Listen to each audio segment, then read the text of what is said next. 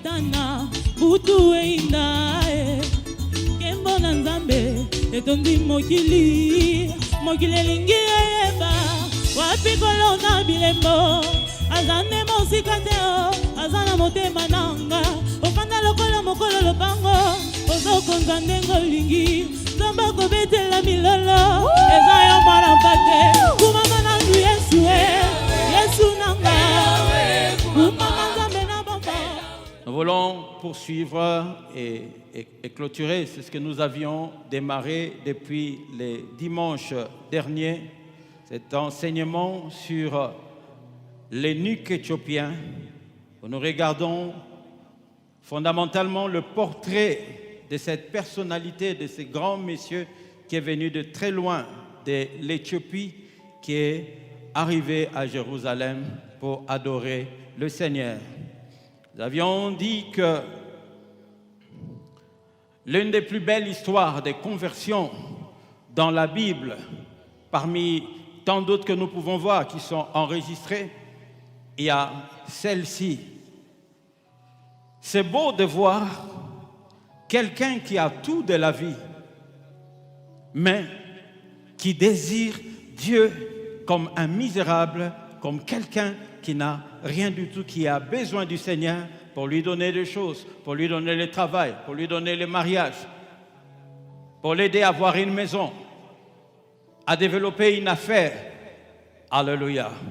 Que Dieu soit glorifié. Si vous avez vos Bibles, veuillez lire avec moi. Nous sommes dans Actes chapitre 8. Nous lisons à partir du verset 26. Nous lisons rapidement. Un ange du Seigneur s'adressant à Philippe lui dit « Lève-toi et va du côté du midi sur le chemin qui descend de Jérusalem à Gaza, celui qui est désert. » Il s'éleva et partit, et voici un Éthiopien, un eunuque, ministre de Candace, reine d'Éthiopie, et intendant de tous ses trésors, est venu à Jérusalem pour adorer, s'en retourner assis sur son char. Il lisait le prophète Ésaïe. L'Esprit dit à Philippe, avance, approche-toi de ces chars. Et verset 35, alors Philippe ouvrant la bouche et commençant par ces passages, lui annonçant la bonne nouvelle de Jésus, et comme ils continuaient leur chemin, ils rencontrèrent de l'eau, et l'eunuque dit, voici de l'eau, qu'est-ce qui empêche que je sois baptisé? Et Philippe dit, si tu crois de ton cœur, si tu crois dans ton cœur, si tu crois de tout ton cœur, cela est possible. L'eunuque répondit, je crois que Jésus est le Fils de Dieu. Il fit arrêter le char, et Philippe et l'eunuque descendirent tous deux dans l'eau, et Philippe baptisa l'eunuque. Est-ce que nous pouvons acclamer la parole du Seigneur? Alléluia. Que Dieu soit glorifié.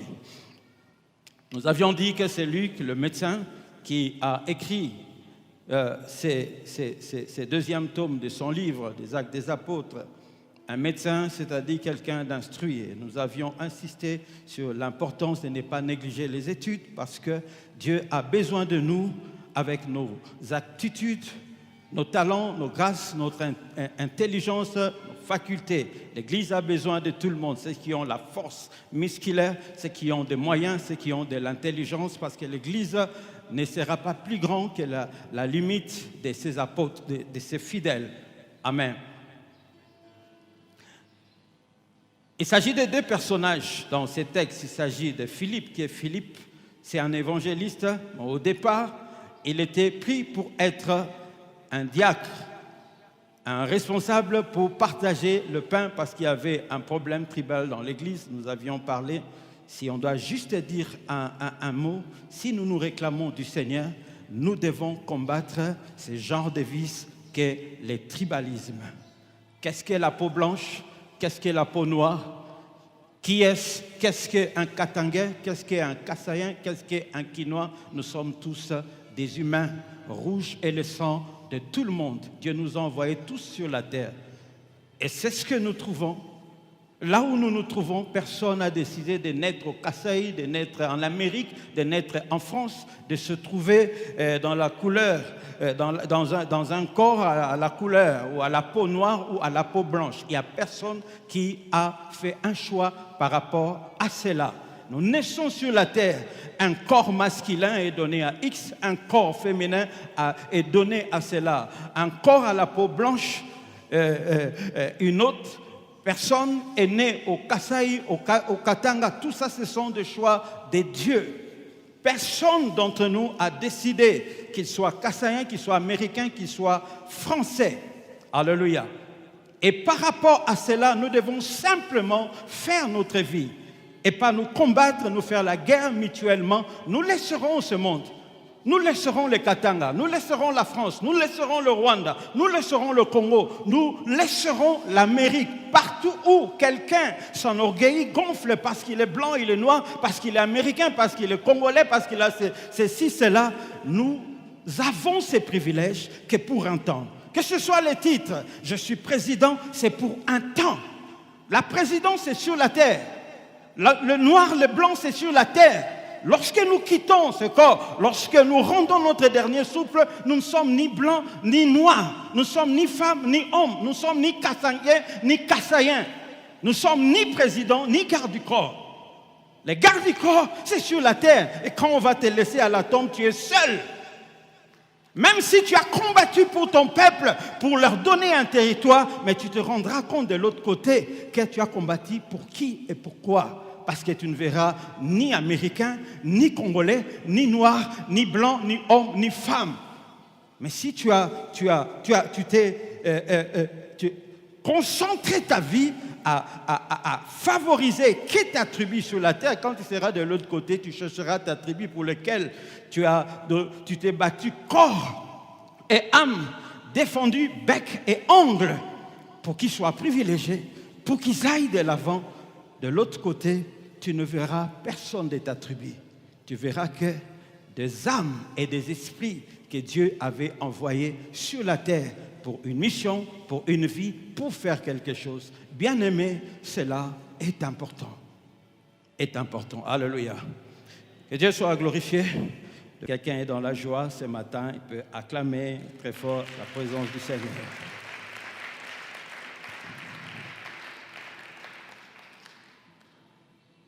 Philippe, déplacé à la tête d'une grande église pour aller passer le temps, ou tenir un culte, ou tenir une conférence, une réunion qu'avec une seule âme. Nous avions dit, les standards de Dieu, c'est quoi? Quelle est sa philosophie? Quelles sont ses voies? Dieu est plus grand que nous. Lorsqu'il nous demande quelque chose, nous devons obéir. Quand il fait partie de la tête d'une grande église pour une seule âme, si nous ne sommes pas souples, si nous ne sommes pas obéissants à sa voix, nous pouvons bouder. Mais Dieu seul sait. Seule l'éternité nous dira la suite de l'histoire de ce qu'est devenu cet eunuque éthiopien qui a reçu le Seigneur grâce à Philippe, à qui Dieu a demandé de laisser une grande église pour aller pour une seule âme. Alléluia. Ces voies ne sont pas nos voies. Quelqu'un peut diriger une petite église et croire qu'il a échoué. Peut-être que ton mandat, ton appel, Dieu te l'a donné pour 5 personnes. Mais c'est à partir de ces 5 personnes-là que c'est le plus grand travail que tu n'auras jamais fait passera. Et il peut te faire déplacer d'une église où tu es à la tête de 5000 membres. Il le dit, va à tel endroit pour parler à une seule personne là. Mais dans l'éternité, lorsqu'il te dira, mon serviteur Alain, merci pour le travail que tu as fait, autant d'âmes que tu as gagné pour moi. Et tu poseras la question, ah Seigneur, tu ne m'as même pas fait grâce comme tu as fait aux autres. Toute la grâce que tu m'as fait, c'était pour avoir cette petite église de 5 membres. Et dit oui, ça c'est ce que toi tu pouvais voir. Mais quand tu as fini ta mission, les 5 personnes-là que j'avais mis devant toi, regarde le travail qu'ils ont fait. Si le Seigneur ressuscite Jacques Vernon pour venir voir le grand travail que sa main n'a pas accompli, mais les personnes devant qui le Seigneur lui a envoyé de passer du temps pour enseigner, c'est ce qu'ils sont restés faire dans cette ville. Alléluia. On a commencé dans cette église et c'est là qu'on a fait nos ABC de l'évangile, au premier pas dans ces choses. Et j'ai vu cette œuvre. Et je vois aujourd'hui l'héritage que ce patriarche a laissé derrière. Lui-même n'a aucune idée de la taille du travail que Dieu lui avait confié. Nous pouvons nous faire des soucis, nous complexer parce que notre église, elle est petite, parce que nous regardons les choses avec les yeux de la chair, selon la vision de ce monde. Alléluia. Seule l'éternité nous dira pourquoi le Seigneur a privilégié cette rencontre avec une seule personne et laissé cette grande église de Samarie. Alléluia. Que le Seigneur soit glorifié. Donc, Philippe obéit. Il laisse cette église, il descend à Samarie. Et là, il attend. Il ne savait pas qu'est-ce qui va se passer. Et soudain, un eunuque éthiopien qui venait sur son char. Et puis l'Esprit dit à Philippe, avance, approche-toi de ce char. On sait voir que Philippe ne murmurait pas, n'a même pas boudé, parce que le Seigneur l'a déplacé, l'a enlevé d'une zone où il y avait beaucoup de confort, où il y avait beaucoup d'avantages. Nous avions dit que sur ce terrain, nous ne sommes pas là pour nos avantages, mais nous sommes là par rapport à Dieu. Dieu peut me dire aujourd'hui, voilà, laisse cette chair, établis X, établis Y, va travailler à un autre endroit qui ne sera pas forcément confortable comme ici, peut-être moins, mais Dieu seul sait, peut-être là, je ferai des plus grands trésors dans le ciel, je ferai un plus grand impact, même si je ne le vois pas. Il ne murmure pas, il attend. Lorsque on est au service réellement du Seigneur, eh bien, on est sous ses ordres. On fait les choses selon lui. Je peux te donner de l'argent, mais ce n'est pas pour acheter des chaussures. Et il t'oriente, c'est ce que tu vas faire avec cet argent. Ça ne veut pas dire que c'est facile, Alain. Là, tu as ça à la main. Katukubianza, où tu peux acheter des jeeps, tu peux acheter des vestes, tu peux voyager. Autant de choses que tu peux faire. Mais tu l'as, mais tu sens dans ton cœur, il n'y a pas un autre projet. Il t'impose, c'est ce que tu dois faire avec. Lorsque nous sommes au service de ce Dieu-là, nous ne vivons pas pour nous-mêmes. Paul dit, ce n'est pas moi qui vis, mais c'est Jésus qui vit à moi. À cause des fardeaux, de ce que tu sens battre dans ton cœur sur des choses que tu dois faire, des choses qui, à certains égards, n'ont aucun bénéfice vis-à-vis de toi. Plus de bénéfices si je fais ceci, si je fais cela. Mais Dieu te dit, va dans telle direction. Laisse tel projet. Ne fais pas ceci, fais ça. Et lorsque nous marchons avec ces dieux-là, eh bien, nous sommes obéissants à ce qu'il nous demande de faire. Et Philippe ne murmure pas, ne discute pas avec Dieu. Il est là sur un chemin désert, en train de se poser la question. Ah, Seigneur, c'est ça que tu m'as demandé de faire. C'est toi ou c'est pas toi? Est-ce que je ne me suis pas trompé? Il fallait que je reste là-bas à Samarie. Il fallait que.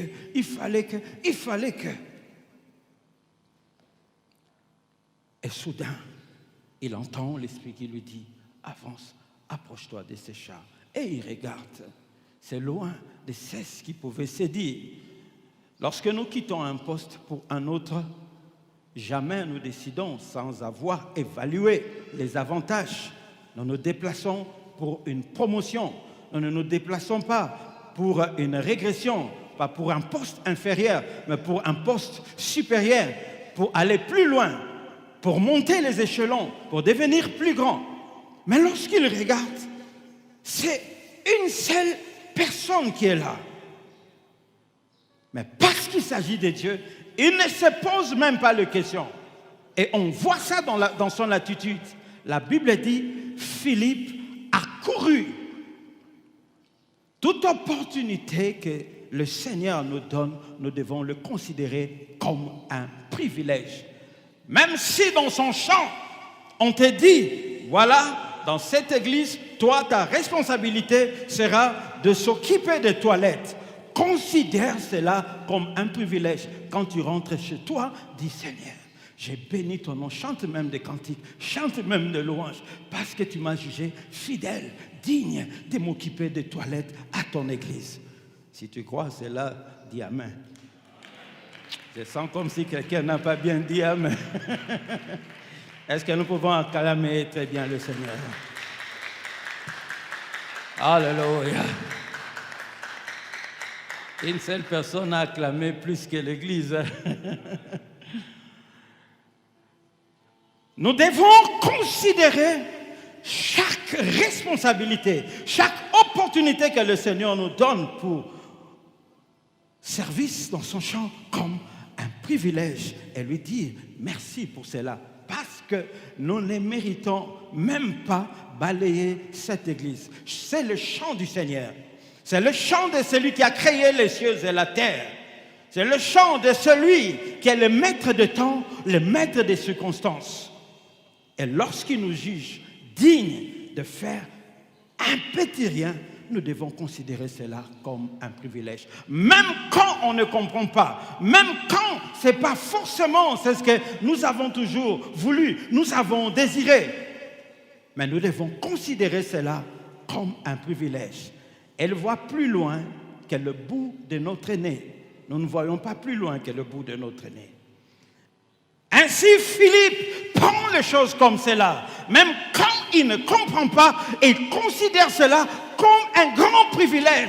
C'est ainsi que ça importe peu qu'il ait quitté une grande église. Et là, le Seigneur lui dit, va parler à cet Éthiopien. C'était qu'une seule personne. Peu importe. Quand Dieu te donne le privilège d'avoir une église, bénis Dieu, que ça soit grand, que ça soit petit, bénis Dieu. Et le peu de membres, occupe-toi d'eux avec tout le soin. Fais autant comme si tu t'occupais des membres de ta famille, de tes propres enfants, parce qu'il s'agit de Dieu. Alléluia. Ainsi, Philippe, c'est avec empressement, il court, il ne marche pas, il ne boude pas. Il ne montre même pas que, ce n'est pas, c'est ce que moi, j'ai voulu. C'est seulement une seule personne. Je croyais que ça allait être 3 fois plus grande que l'église de Samarie. Je laisse une grande église, le Seigneur vient. Mais j'étais ici, dans ces déserts, dans ce coin où il n'y a rien. Philippe a couru. Et c'est comme cela que nous devons servir le Seigneur avec empressement. La Bible dit, servez le Seigneur avec zèle, avec empressement, comme quelqu'un qui n'a pas le temps, comme quelqu'un qui est pressé. C'est comme cela que nous devons considérer les choses de Dieu. Dommage, lorsque je vous regarde, particulièrement vous qui venez en retard, ça doit finir. Dis Amen. Les dimanches prochains, tous ceux qui sont venus en retard, je ne veux pas vous voir venir en retard. Alléluia. L'église, c'est comme une armée. Lorsque le général se lève demain à 7h, awa, boyo mokonzi. Le bas boyo mokonzi.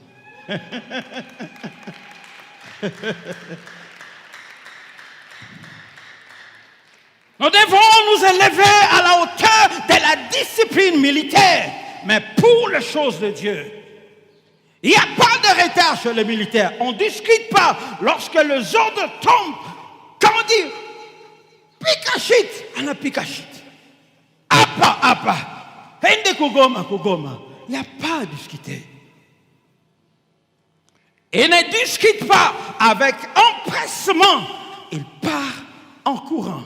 Je regarde souvent les mamans catholiques. Souvent, c'est des vieilles. Et leur culte, le nôtre commence à 9h, le leur, c'est à 6h30, 6h juste. Mais tu le vois déjà fatigué. Il n'est même pas très en retard, mais tu vois qu'il veut être là avant que les prêtres disent la première parole pour commencer le culte. Nous devons faire plus qu'eux. Il faut qu'à partir d'aujourd'hui, 9h, nous tous, nous sommes là assis. Ce n'est pas impossible, n'est-ce pas? Repasse ta veste la nuit. Si un bouton était tombé, la chemise ici, un bouton était tombé. Naloba, na sakola, na silisa.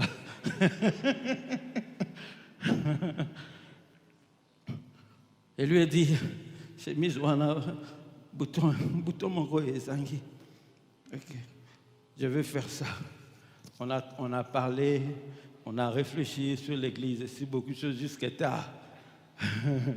Alors, moi j'étais fatigué, je voulais dormir avant de fermer les yeux. J'ai dit, chemise. Il dit, ok, fais ça, bouton. Et puis elle a fait, arrange tes histoires la nuit parce que le matin, nous n'aurons pas le temps. Parce que le général d'armée, le Seigneur de gloire, sera déjà là et nous ne pouvons pas venir après lui. Alléluia. Nous avions juré de changer les habitudes quand on va monter, mais certains qui traînent les pas. Ça m'arrivait aussi de venir en retard en bas. Mais depuis qu'on est ici, aucun jour, il faut que ce soit le cas. Nous devons être fiers de bomber les torses par rapport à certaines choses dont nous maintenons la discipline, où nous pouvons dire, Seigneur, aucun jour je suis arrivé dans ton église, dans un culte, dans un rendez-vous avec toi en retard. Aucun jour. Ça peut même être un élément sur lequel tu peux t'appuyer pour dire, Seigneur, vois au moins combien j'honore tes rendez-vous, vois au moins comment j'honore tes services. Aucun jour je m'étais dit, je viendrai arrêter. Il n'y a pas que le jeûne, il n'y a pas que la prière. Mais il y a des choses pour lesquelles nous pouvons prendre un engagement, faire une alliance. Seigneur, je décide, jamais, au grand jamais, j'arriverai à un rendez-vous de culte avec toi en retard. Je serai là avant que les modérateurs disent bonjour. Nous bénissons le Seigneur pour le culte de ce matin. Alléluia. Et cela est important. Nous devons changer. Modèle Pays doit changer le visage de l'Église, des choses de Dieu, à cause de notre empressement, à cause du sérieux, à cause du caractère sacré que nous donnons à nos cultes, que nous donnons à nos services, à nos rendez-vous. Et ça doit être le cas. Philippe a couru pour rencontrer ces messieurs. Qui est-il? C'est un ministre. On dit, voici un ministre de Candace, reine d'Éthiopie, surintendant de tout son trésor. C'est comme quelqu'un qui combine des responsabilités dans ce gouvernement d'Éthiopie. Il est ministre et il est en même temps gouverneur de la Banque centrale. C'est un grand monsieur à qui j'avais des amis dont les papas n'étaient pas des gouverneurs, mais des directeurs à la Banque centrale. Et on pouvait aller, je pouvais voir les anses, je pouvais voir que c'était des personnalités, c'était des grands messieurs. Dans les enfants, toutes les vacances, ils allaient en Belgique, ils allaient aux États-Unis, etc. Tu ne pouvais pas compter les charrois automobiles dans les parcelles. Et même à l'école, quand c'était la rentrée scolaire, nous portons des chemises blanches parce qu'eux, ils revenaient des vacances de la Belgique, de la France, de l'Angleterre. Mais tu pouvais voir la couleur blanche de leur chemise. Pasteur Freddy, Otali, à moi, un gouverneur, à moi, un directeur à la Banque centrale. Je dis, Seigneur, ils peuvent me mettre.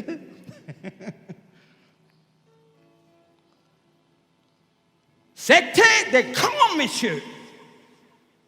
Et c'est le cas de celui-là. Il doit être très occupé. Il doit être très chargé. Mais voilà, ces messieurs quittent l'Éthiopie et ils partent à Jérusalem.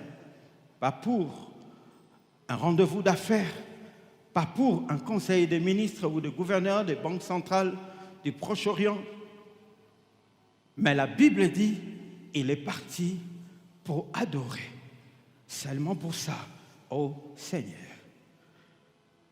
Qu'est-ce qui se passe? Quelqu'un dira, qu'est-ce qui ne va pas dans la tête de ces messieurs, quel qu'ils cherchent à l'église, qu'est-ce qu'il est allé chercher dans un culte, et pas seulement pour un seul culte. Et puis, il rentre. Il a entendu parler du Dieu de David.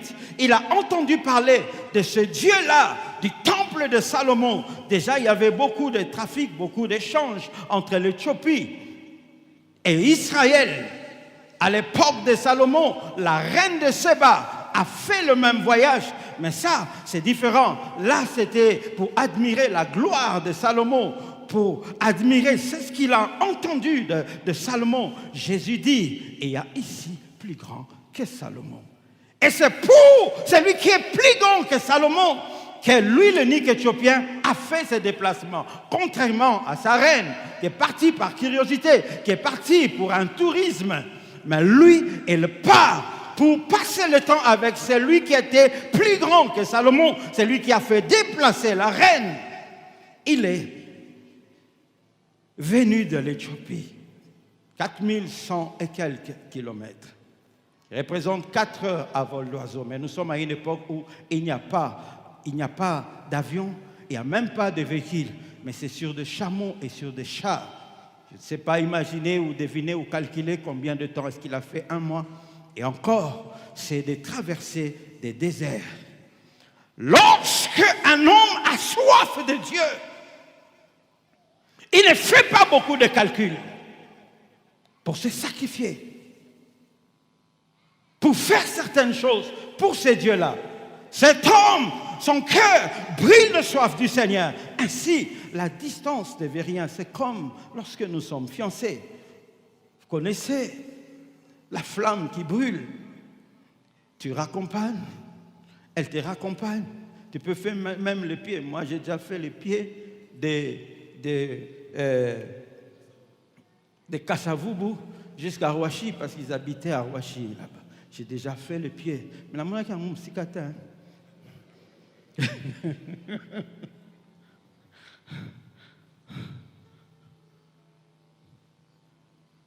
Lorsque un intérêt est fort, ça ne devient pas loin.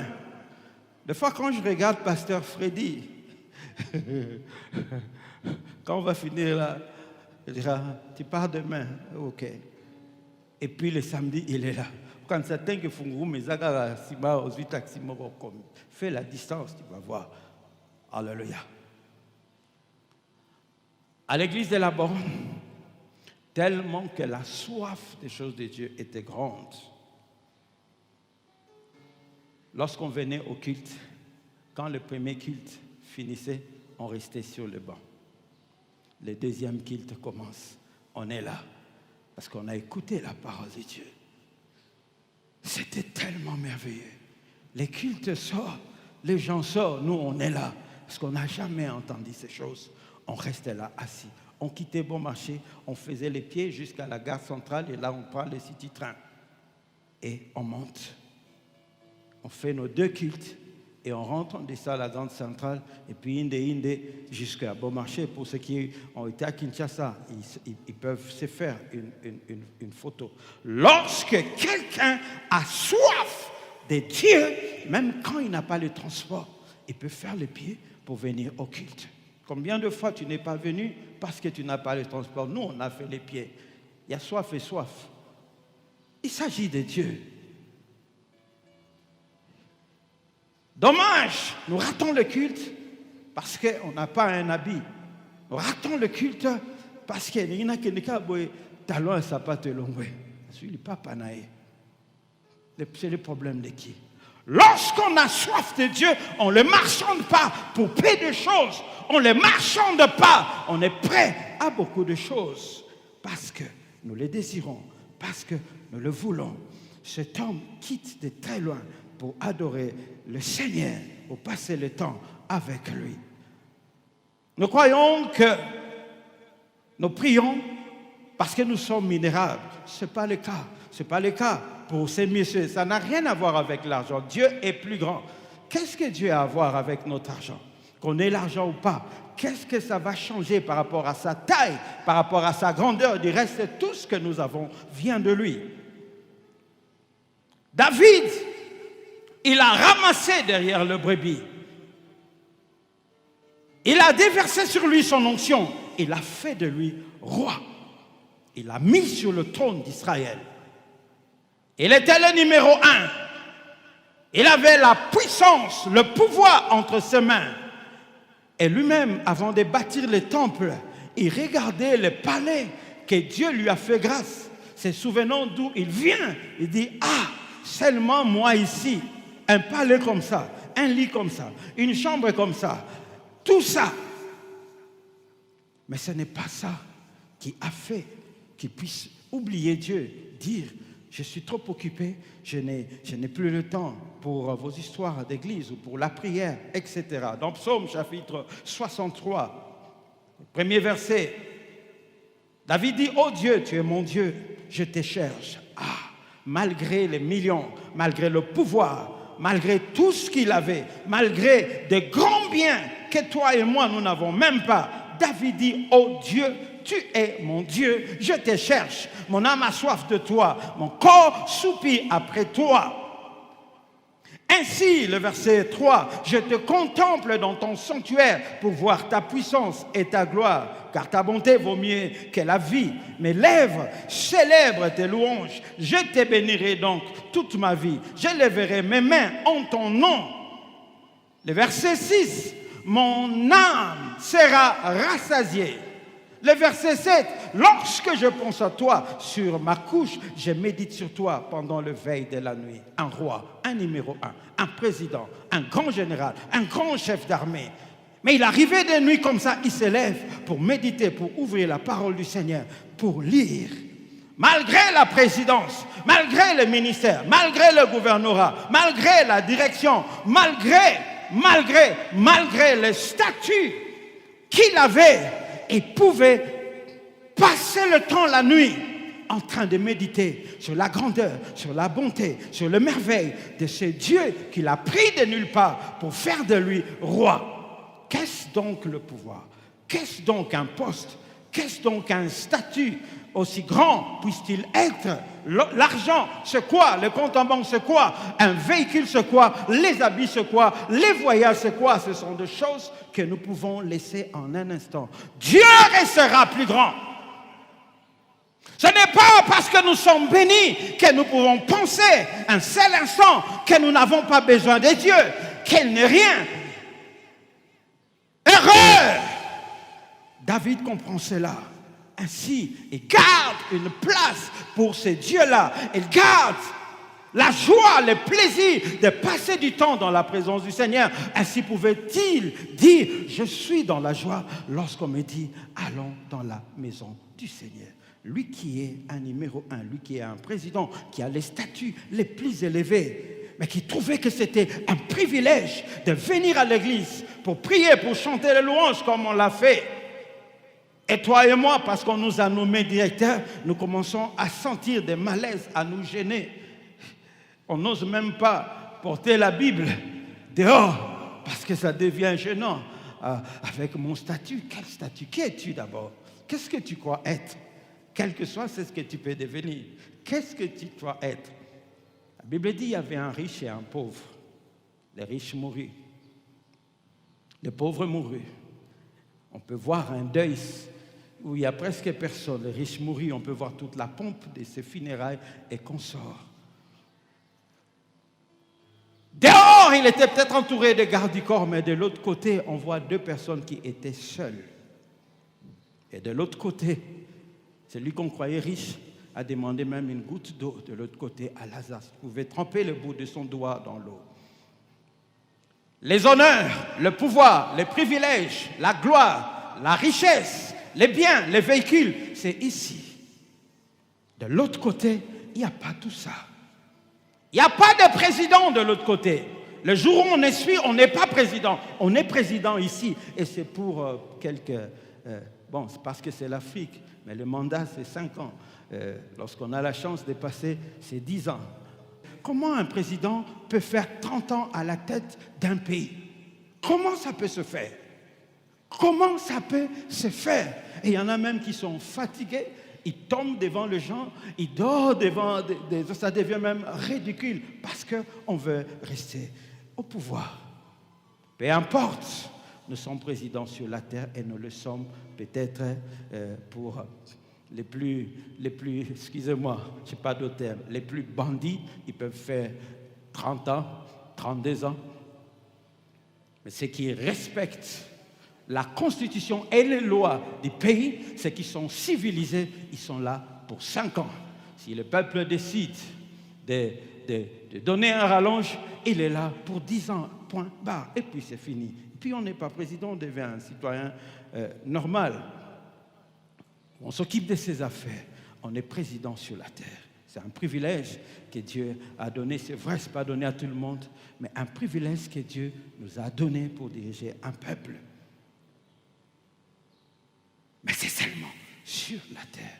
Et nous devons faire attention que le pouvoir, que les postes, que les statuts qu'on a ne nous montent pas sur la tête. C'est un mandat. On peut tripoter, on peut manipuler sur la terre, mais Dieu nous les donne pour un temps.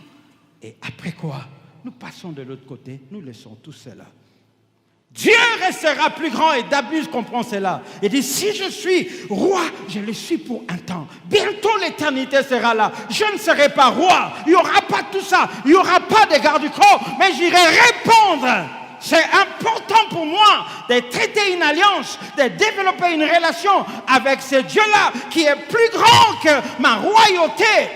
Ainsi dit-il, ainsi trouve-t-il un privilège de passer le temps avec ce Dieu-là.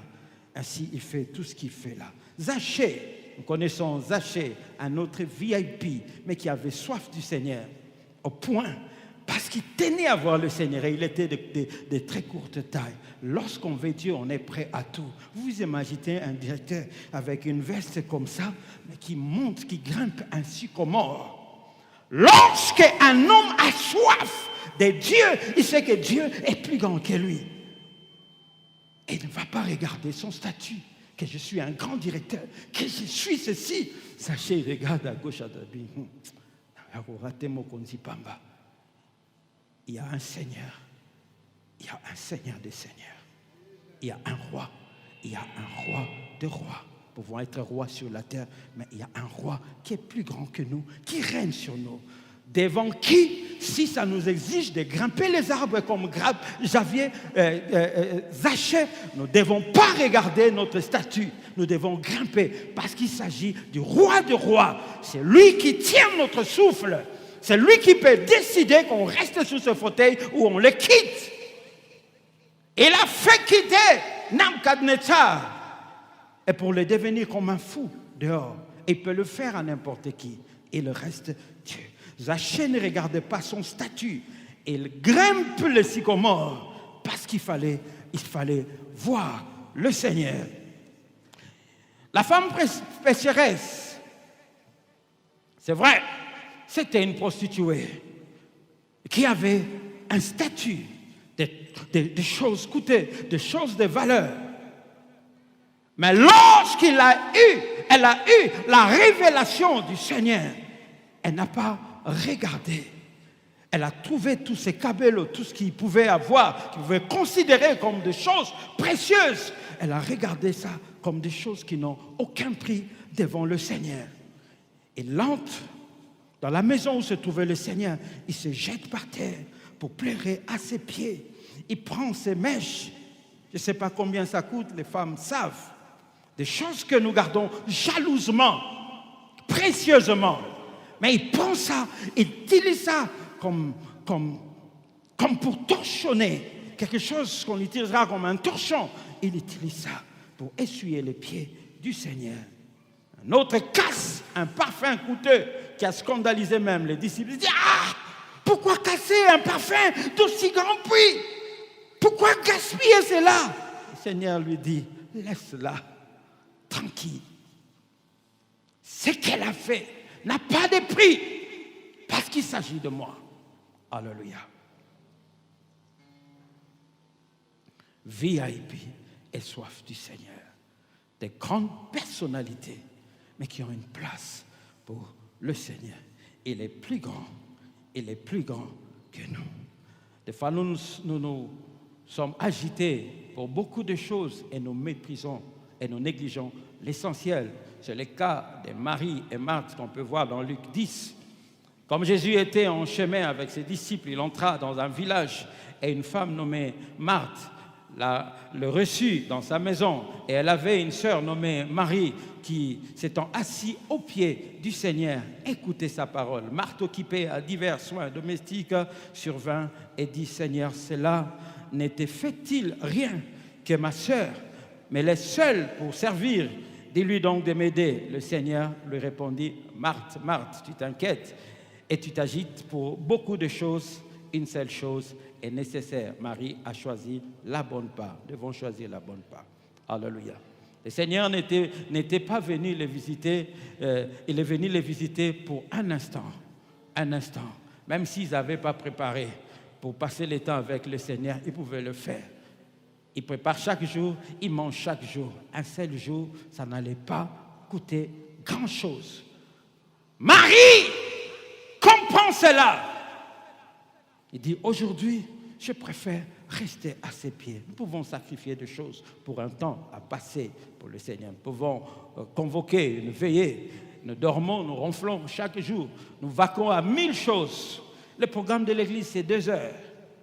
Et nous avons toute la journée. Le programme de l'église, c'est 3 rendez-vous fondamentalement. Le mardi, le mercredi et le dimanche. À part pour ceux qui sont engagés, qui sont dans un département, un autre, ça représente rien du tout. Et les heures de culte, c'est quand nous avons fini nos travaux, nos ambitions. Je gère une ferme, je travaille ici, je suis un homme d'affaires, j'ai géré mes affaires, j'ai signé des contrats, j'ai fait autant de choses. La journée est finie. Et nous ne devons pas dire: je suis fatigué aujourd'hui, j'ai beaucoup travaillé, je rentre à la maison. Nous tous, il y a la fatigue. Quand nous venons ici, nous sommes la même chose. Tu sens la fatigue, nous sentons la fatigue. Tu viens de travail, nous venons du travail. Tu viens de faire des choses, nous venons de faire. Du chant, il y en a aussi qui viennent du chant. Mais nous venons parce que c'est important d'avoir du temps pour Dieu. Lorsqu'un homme a soif, il sait se dépasser, il sait se sacrifier. Sinon, vous ne trouverez personne, même pas moi, vous trouverez l'estrade ici qui est là parce que je suis aussi fatigué. Je vais aussi dormir comme tout le monde. Alléluia. Mais parce que nous avons soif de Dieu, parce qu'il y a des choses pour lesquelles nous devons nous impliquer et nous devons nourrir nos âmes, nous devons passer du temps dans l'ensemble. Comme la Bible dit, l'Église persévérer dans les prières ensemble. Ce n'est pas toute la journée.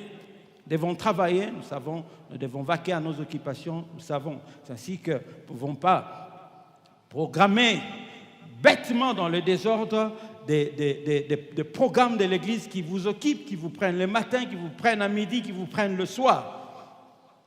Nous venons ici à 17h.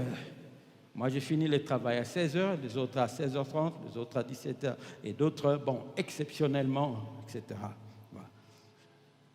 Mais même, c'est ainsi que la semaine, nous ne sommes pas rigoureux.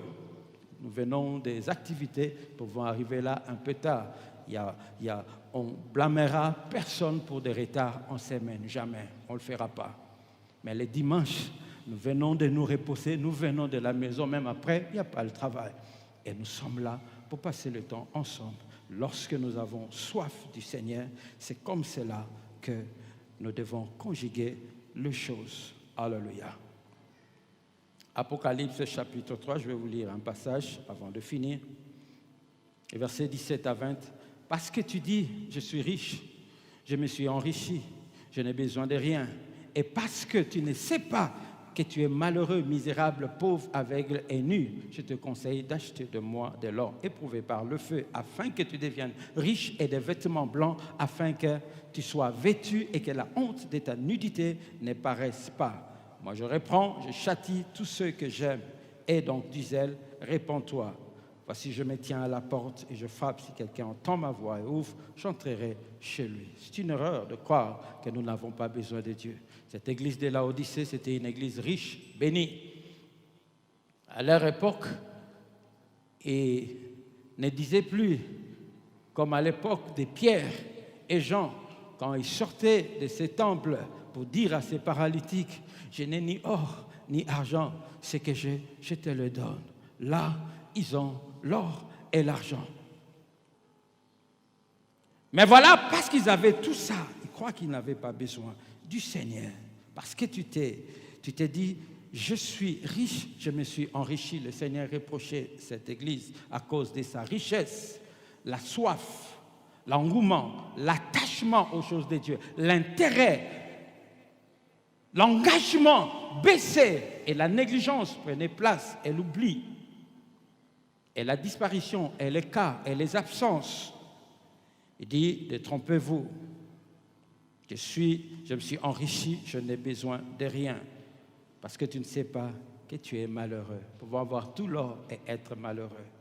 Et être malheureux. Parce que ce sont des choses éphémères. L'homme est un esprit dont la vie va s'étendre au-delà de ce corps. Au-delà de ce corps. Et la grande richesse, ce n'est pas ce que nous avons en main, loin de là. Et c'est ce que le Seigneur essaye de faire comprendre à cette Église qui était distraite à cause de sa richesse, à cause de tout ce qu'ils avaient pour négliger le Seigneur. Je te conseille d'acheter des richesses vis-à-vis de moi, afin que tu sois réellement riche. Nous avons besoin du Seigneur et nous aurons toujours besoin de lui. Peu importe, c'est ce que nous pouvons devenir, c'est ce que nous pouvons être. C'est important pour l'homme d'avoir du temps pour Dieu. Et l'exemple de cet Éthiopien est un exemple important pour nous faire comprendre que ce n'est pas une affaire de richesse, ce n'est pas une affaire d'avoir ou de ne pas avoir. Ayant, n'ayant pas, nous avons besoin de ces dieux-là. Ainsi pouvait-il quitter l'Éthiopie pour venir, pour passer du temps avec Dieu. Que Dieu bénisse sa parole. Nous sommes debout dans sa présence.